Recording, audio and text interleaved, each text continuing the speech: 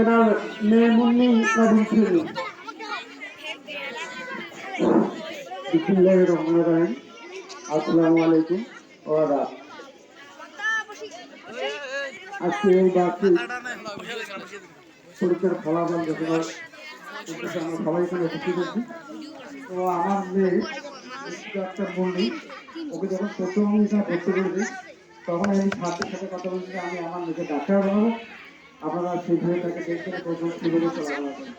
যাই হোক, আমার মেয়ে সেদিন থেকে আজকে নবম শ্রেণী পর্যন্ত প্রত্যেক থেকে অধিকার করে যাচ্ছে এবং আপনাদেরকে সবাইকে আপনাদের বাচ্চার দিকে খেয়াল রাখতে হবে। শুধু ছাত্র আশা থাকলে হবে না, আপনি আমাদের বাচ্চাদেরকে কেয়ার করবেন। আপনার ওরা খারাপ কিছু করলে প্রতিদিন স্কুলে আসবেন, মাত্র যেখানে দেখা পাবেন সেখানে প্রতিদিন ঝগড়া করবেন তাদের সাথে এবং ওরা যদি ভালো করে কেয়ার নেয়। আমার শিক্ষার মূল্যে আমার সেভেন থেকে আজকে নবম শ্রেণী পর্যন্ত প্রথম স্থান অধিকার লাভ করে আছে এবং আমি আমার মুখে দেখছি, আমি বাড়ি যাই রাত 10টা-11টার সময় এই দিকে আমার মেয়ে আমাকে নিজেই পরিচালনা করতে হয়।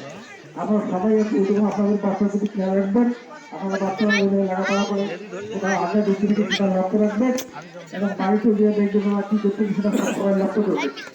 এগুলো আমি আলোচনা করছি। আসসালামু আলাইকুম।